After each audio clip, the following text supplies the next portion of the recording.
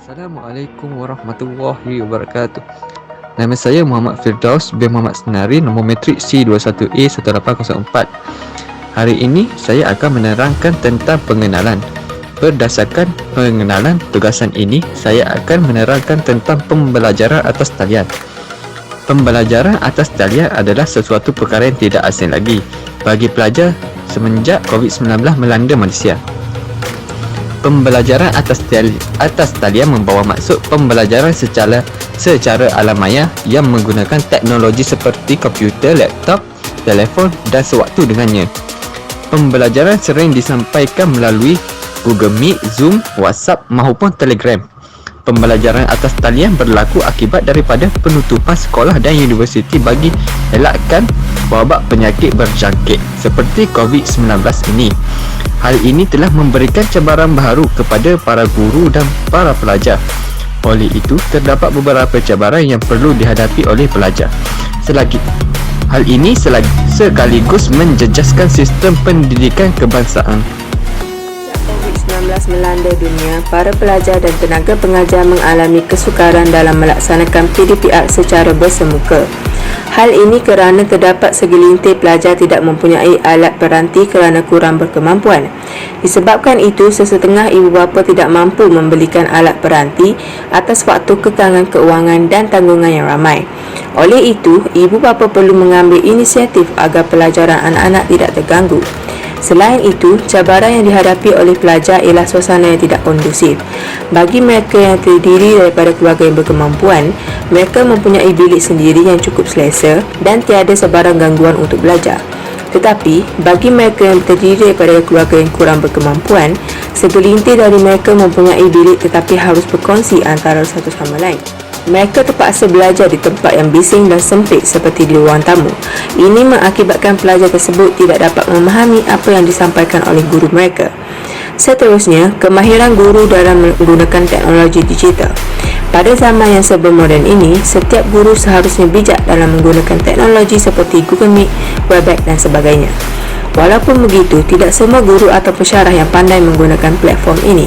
Sekiranya guru tersebut tidak pandai dalam menggunakan teknologi, maka pelajarnya akan tertinggal dalam pelajaran dan prestasi murid akan merosot. Seterusnya ialah sikap pelajar ketika sesi pembelajaran atas talian juga mempunyai cabarannya yang tersendiri. Ketika belajar secara bersemuka, terdapat segelintir pelajar yang tidak menumpukan sepenuh perhatian ketika guru sedang mengajar. Ini kan pula belajar secara atas talian. Para pelajar hanya hadir bagi memenuhi jumlah kehadiran, tetapi tumpuan bukan pada guru yang sedang mengajar. Ini akan menyebabkan mereka ketinggalan dan prestasi dalam peperiksaan akan jatuh merudum. Jadi, ibu bapa perlulah memantau jadual pembelajaran anak-anak atau menemani mereka ketika pembelajaran sedang berlangsung, supaya anak-anak mereka akan menumpukan pada pembelajaran. Akhir sekali, kekurangan kemudahan internet di rumah. Ini merupakan cabaran yang terbesar pada masa kini kerana tidak semua tempat, terutamanya kawasan kampung dan pendalaman mempunyai capaian internet yang baik. Hal ini perlu dipandang serius kerana menurut laporan The State of LTE oleh OpenSignal, capaian internet di Malaysia adalah yang paling perlahan dan termahal di dunia. Hal ini akan menyebabkan proses pengajaran dan pembelajaran akan terganggu. Bagi mereka yang berada di kawasan kampung dan pendalaman terpaksa pergi ke perpustakaan yang terletak jauh dari kawasan kediaman.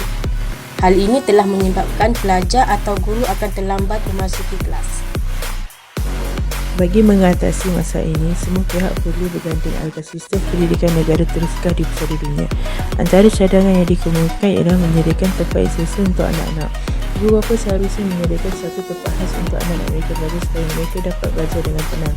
Sebelum COVID-19 melanda dunia, terdapat setengah pelajar akan duduk di asrama bagi memudahkan mereka untuk belajar. Tetapi sekarang semua pelajar harus duduk di rumah bagi mengurangkan kadar jangkitan. Walaupun sekarang kadar jangkitan semakin berkurangan, tetapi hanya segelintir pelajar sahaja yang layak duduk di asrama seperti pelajar yang akan menduduki peperiksaan akhir.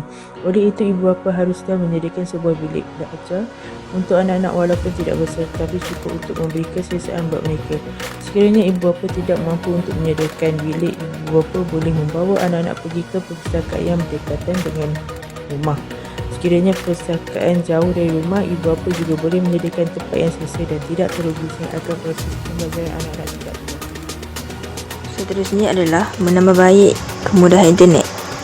Setiap ibu bapa seharusnya menyediakan kemudahan internet seperti Wi-Fi untuk anak-anak mereka. Sejak penularan COVID-19 ini, kemudahan internet ini sangat penting bagi masyarakat. Bukan sahaja pelajar, malah orang dewasa juga menggunakan kemudahan internet ini.